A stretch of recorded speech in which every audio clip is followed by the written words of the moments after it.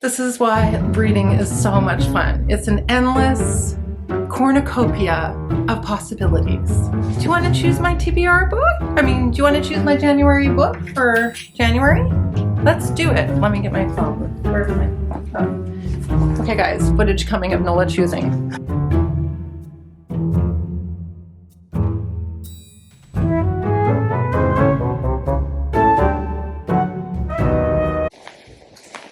Hello.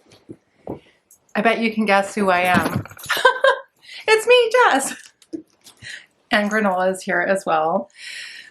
Okay, everyone. So we're starting with TBRs for January. Actually, we're starting with my TBR for January, and then there'll be some TBRs for the year. It's planning time. We're in planning mode. Officially 2024 is here and we must plan. We plan and then our plans get turned upside down. This is my experience. This is what happens to me. But let's plan anyway because it reduces my anxiety to plan. And this is why I like making TBRs. Plus there's a lot of really fun kind of gamey readathon type events happening already, and I want to participate in some of them. So the first one that I'm going to talk about is the Past and Future Readathon, which is hosted by Alice from Alice and the Giant Bookshelf, Emily from Novelle Novels. I'll leave everything linked in the description box below. Jack from @SpreadBookJoy, and Gemma from Gemma Books. Now, I'm not going to pick a book for every single prompt. There are a number of them. The concept of the readathon is that there are a number of prompts that are from the past. So thinking about being nostalgic and thinking about past reading experiences or books that maybe you didn't get to yet. And then there's a series of prompts that are focused on the future. So things to get you started and launch you into the new year, or to help you expand your reading horizons. And then there's a couple of prompts that are in between that could qualify as being in the past category or in the future category. So I don't normally do this, but one of the prompts in the set of past prompts is, okay, so I'm going by the prompts that were in Gemma's announcement, just in case there's any confusion. The confusion is on my part, I'm sure. So in the prompts for past, the second prompt is old favorite, reread an old favorite or read a book by a favorite author. So I don't know if I would say that this is a favorite, but this is a book that I've been thinking a lot about since I read Women Talking at the beginning of last year, because I feel like I kind of rediscovered Miriam Toews. And I remember a good friend ages ago gave me or said how much they loved A Complicated Kindness. And then I read it and I remember really enjoying it. And now when I think about this book, I don't really remember it. So I am going to reread A Complicated Kindness, and I'm really excited for that. I'm really looking forward to it. I don't know if I would say that Miriam Toews is a favorite author yet, but so far it's looking good for her. Favorites as favorites can be, and how they sometimes come and go. So yes, I'm really looking forward to this. That is one of the books that I'm planning to read for this readathon. For future, read a recent addition to your TBR, the newest book. Did I have something for that? Yes.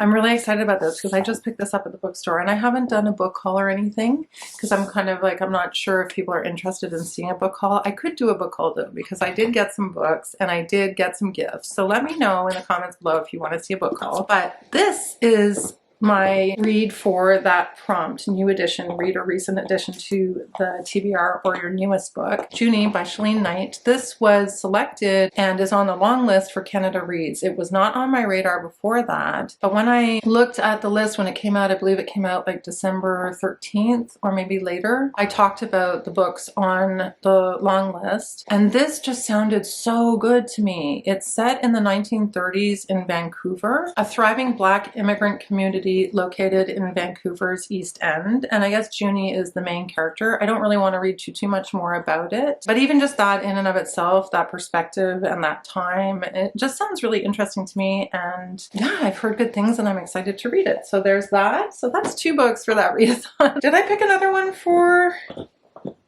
Oh yes. And then there's future prompt that says, New Year's resolution, read a book that gets you off to a good start with a reading goal. So I haven't filmed my 10 classics I want to read in 2024 yet. That video is coming, but I did talk about The Bluest Eye and how this would definitely be a book that I would be reading when I can't remember what video at this point. I think I talked about it in the banned books video. If you're following my channel, you know I talked about this already. I've talked about it a couple of times, and it's going to be my first classic from the list that I'm going to read in 2024. Very much looking forward to this one. I just have never read any Toni Morrison, and I know that people will probably say in the comments below, and have before said and mentioned in the comments below, that this maybe isn't the best place to start with Toni Morrison, and I get that, but I'm not expecting this to be the only Toni Morrison book I ever read. So I'm keeping that in mind, but because it was on my the banned books list, I really want to read it. I've had it on and off my classics TBR before, and I just feel it's time. So yeah, I think those are the books that I'm going to get to for that readathon. A few really fun prompts. If you're interested, make sure you check out all of the channels below from the hosts that I mentioned. The other thing that I wanted to participate in is the TBR Spin, which is different from Rick's Booktube Spin, but was inspired by Rick's Booktube Spin, I'm pretty sure. There's a whole story behind it. I don't follow all of it. So it's Jill at the Book Bully and Sarah from Freshly Read Books. They started this, I think, last year. And what they do is they ask you to choose 12 books for the year, and then every month they spin the wheel, and the wheel has a series of different prompts on it, and you decide what book you want to read from your pile of 12. And so I'm going to participate this year. I'm going to go through the books on my TBR for the spin now, and then I'll talk about which one I've chosen, because they did do the spin at the end of the year, and apparently it was very eventful. I won't get into the details. You could go back and watch it if you want, but they had to spin the wheel a few times because of the prompts. The prompts were ones that I think are intended for later in the year. They have some prompts that are intended for later in the year. Anyway, you can go watch it if you want. I encourage everyone to participate and check out their channels. Again, I will leave the information linked in the description box below. Here are the 12 books, and I'll just go through them rather quickly. I'm not going to spend a lot of time on this because it will be a really long video if I do. But these are books that basically my approach to choosing these 12 was really picking books off my shelves that I've been wanting to read over the last couple of years, have been recommended to me, I haven't gotten to, that I keep hearing about, that I keep looking at the bookshelf and they keep calling to me. Very arbitrary. So the first one is Tides by Sarah Freeman. Sarah Freeman is actually a Montreal-born writer who now lives in Boston. It's a reflective book about a woman and how she's dealing with grief after a sudden loss. And it has a beautiful cover. So pretty. But I keep hearing really good things about that one. The Magician by Colm Tobin. He wrote Brooklyn, which was subsequently made into a film. I have it on my shelf. I haven't read it. This is more intriguing to me, and I know that I think it was a year or two ago that Eric Carl Anderson spoke very highly of this book. My cousin also recommended this book to me when I was visiting her over in the UK. And actually that is where, oh no, I don't think I bought it in the UK. I think I bought it here because books are heavy. So this is a fictionalized biography of the writer Thomas Mann, and it's set at the time of the Great War, and yeah, I've heard nothing but amazing things about it. And apparently there's another book that he wrote, The Master, which is a fictionalized version of the life of Henry James. So if I really like this one, I might move on to the other. Have I read any Henry James? Have I read any Thomas Mann? No, not at all. But maybe that's in my future. On Earth We're Briefly Gorgeous by Ocean Vuong. I don't know, guys. I don't know why I haven't gotten to this one. I have no idea. And it's one of many that are sitting on my shelves, staring at me, screaming at me, saying, why? Why haven't you read me yet? Perhaps the spin will make it happen this year. Well, it will eventually, because these are 12 books that I'll read this year. It's supposed to be a phenomenal, beautiful, moving book about, I think it's like a love letter to his mother. Yes, it's the letter by the son to a mother who cannot read. Unreconciled by Jessie Wente. I picked this up for Nonfiction November, never got to it last year, really wanted to. I've heard amazing things about this. So he uses art and culture. He's a big lover of baseball, and I think he uses those tools. So what I understand is that he uses those tools to confront the reader with issues of cultural identity and cultural appropriation and Indigenous sovereignty. And I'm really looking forward to reading it. I've heard nothing but fantastic things. Yes. Project Hail Mary by Andy Weir. I haven't read very much science fiction. At the buzz about this book and the number of times that I've heard people talk about it. I haven't read The Martian, but this sounds really fun, and it sounds like a nice diversion from some of the literary fiction that I normally read, and I think it would be fun to veer off track a little bit. Yeah, so Ryland Grace is a sole survivor on a desperate last chance mission, and if he fails, humanity and the earth itself will perish.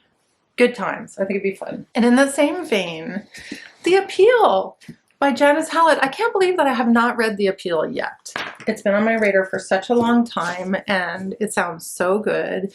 It's a mystery that takes place in a very small town, and a lot of it is told through different media like emails, and I just think it's a fun, I don't want to say cozy mystery because I haven't read it yet, but I think it's a fun mystery, and I think that the setting is a theater group. So I think that it's also very comedic. Miriam Toews is on my mind. Fight Night, which rave reviews I've seen all over the place. Adding it to the pile. I don't think I need to say too much more about it. I'm adding it to my pile. Trying to keep these brief. Olive Kittredge as well. I don't know. I had a hard time with Oh William, and then I heard Priscilla talking about just her love of that series on her channel. And we had a little back and forth about Olive Kittredge or about the series in general. And she was saying that you really need to read the other Lucy stories before you read Oh William to appreciate the character. That's another project for another day. But I also had watched the show. I think it was a mini series, Olive Kittredge, and I liked it. So I'm gonna add this one to the pile and see how I feel about Elizabeth Strout. Separate from Oh William. A Woman Is No Man by Itaf Rum. This I also have been wanting to read for quite some time. It's a story that goes back and forth between Palestine in the 1990s and Brooklyn in the 2000s, the late 2000s. It's about a woman who finds herself adapting to life with a strange new husband who is American. And then, so that's the story of the first woman, Isra, and then the second woman, Dea. It's also about marriage, I think, because Dea is 18 and she's meeting with potential husbands, but she wants to go to college. So I've heard it's really good. I don't know much more about it than that, but I've heard it's fantastic. Pew by Catherine Lacey. I don't know why I haven't read Pew yet. I don't know why. Maybe because there's too many books to read. So Pew is very well known, I think, by people in the Booktube community, and Catherine Lacey's new book, Biography of X, was talked about a lot this year. Pew is about an othered person in a community. In a small unnamed town in the American South, a church congregation arrives for a service and finds a figure asleep on a pew. And that figure is an othered figure. They don't fit in. They don't, I think, speak the language. It's giving me Study for Obedience vibes, but we'll see. I'm not sure if people who've read both can comment. Maybe they're very different, but it seems like similar themes are covered in Pew. I have never read any Jessamine Ward. She has a new book out this year. It's possible I might end up reading her new book for the Booktube Prize. I'm not sure. I'm really excited. I'm going to be participating in the Booktube Prize this year, so we'll see. I'm going to get selections, I think. I'm not sure if it's going to be the middle of January or something around there. But I've never read any Jessamine Ward, and so Salvage the Bones is the one that I hear everybody talk about, and I'm adding it to my list for this year. Because even people who've read her newer book have said that this is still her best. I think it takes place after the Hurricane Katrina, if I'm not mistaken. Well, it's about a hurricane, but I think that it's inspired by Hurricane Katrina. I could be wrong. I could be wrong. And then the last book that I've been meaning to get to for forever is In the Dream House by Carmen Maria Machado. Everybody I know who's read this book has recommended it to me, so just for that reason alone, I want to read it. I think it's a memoir, and I think it's very moving, and it's written in sort of small vignettes. So that's it. Those are my 12. Now let's see what the spin was. I don't know what it was because I didn't watch their spin, but I am just going to go to the comments, which is what you got to do if you're not able to watch the whole video. Although I do encourage people to watch these videos. I just didn't have a chance to watch the whole thing. It's an hour and a half. So it looks like what they pulled was a Canadian pick. Oh, a Canadian book. Okay, so for January for the TBR Spin, the choice was a Canadian. And I have Miriam Taves, I have Unreconciled, and I have Tides. Uh-oh, how am I going to choose? Should we let Nola choose? Nola, do you want to choose my TBR book? You're already waiting for your treat. Come over here. Come. Sit. Stay. So, sit. Good boy. Stay. Oh, I have a bad feeling about this because he's closest to that side. Let's see where he goes. Okay, Nola. Okay. Find the treat. Where's your treat? Where's your treat? Go get it. Oh. Okay, well, that was kind of a fail. I didn't mean for that to happen. I didn't mean for him to be closest to that book. I didn't set it up in any way. It just, he's a little hard to control when it comes to the treats. It looks like I'm going to be reading Tides, which I couldn't be happier about. I want to read all of the books, but I'm happy with this choice. So that was the January TBR Spin pick. And here are my choices so far. 1, 2, 3, 4 books.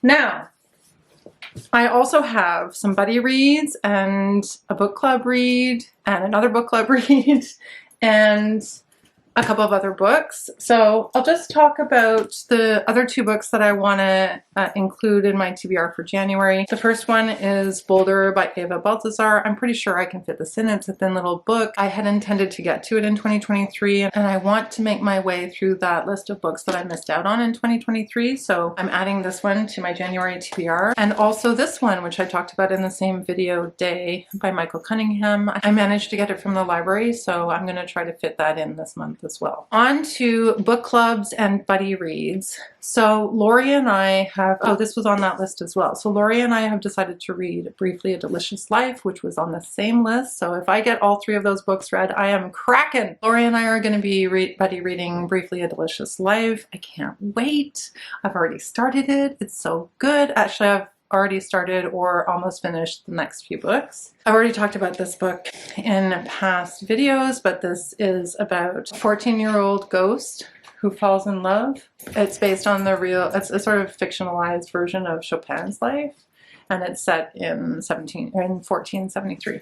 What else? The last 2 I'm reading on my e-reader because sometimes when I can't get new releases, I've decided that the best thing for me to do is to buy them on my Kobo, which is a Canadian version of a Kindle, and I don't mind reading on it. I don't like to do it exclusively, but I don't mind reading on it, and it is a great way to save a bit of money on new releases if you can't find them in the library. Eric Carl Anderson's book club on his Patreon have chosen Northwoods by Daniel Mason to read in January, and I've been hearing so many good things about this book that I really wanted to participate. It is a novel set in northern New England, and I think that the idea behind the story, I've only just started it, I'm like 10% in, but the idea behind the story is that the land is the main character in the story, and then we go through stories about the lives of the different people who lived on the land over a span of time. It sounds amazing,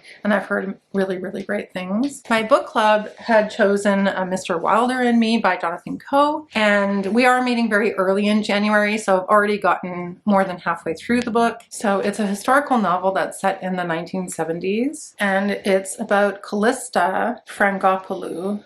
The book starts out when she's later in her life. She's in her 60s, and she's a music composer for films. And the story, though, looks back on her life from when she was a young girl. She traveled to LA. So the story is that Callista then, with her friend, crosses paths with, well, her friend's father knows someone, and they end up at a dinner with Billy Wilder. And Billy Wilder is the real life filmmaker who he directed a string of very famous films, including Double Indemnity, which I've never seen, and The Lost Weekend, which I've also never seen. And it's crazy that I haven't seen these because they won Academy Awards. And then, of course, the infamous Sunset Boulevard, which I've also never seen. Like, it's making me feel like I have to watch all of these older movies. I don't know. I guess I have to have a movie marathon of Wilder movies as a result of this. But anyway, like The 7-Year Itch. The story is about how he got into screenwriting while he was living in Berlin during the rise of the Nazi Party and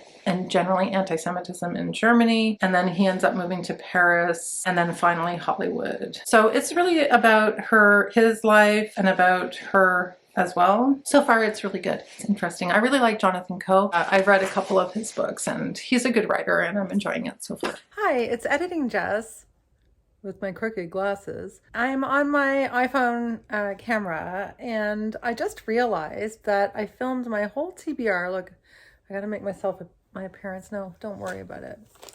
I just realized that I filmed that whole TBR and I didn't take one for my wrapped TBR. Hello? Hello? I didn't take one for my wrapped TBR. What's going on? I completely forgot. So Editing Jess is here to unwrap the last book with Nola, of course with Nola, to unwrap the last book. I did a random number generator and I got number 2. So I just pulled number 2. I'm going to unwrap it with one hand because I've got a granola on me and I've got a phone camera. Are you going to help me unwrap it, Nola? He's been very helpful in this video, actually. I believe you played a starring role earlier.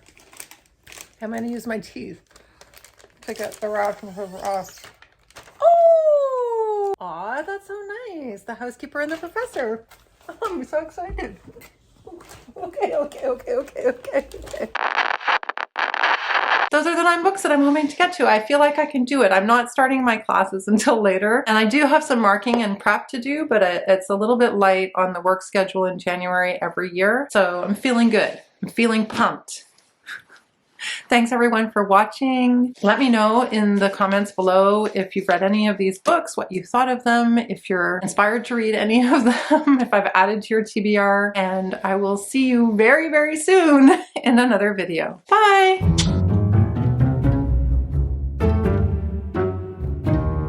I'm doing really well. I have no idea what that was. What the fuck are you doing? Is this about Thomas Mann, the writer? Yes.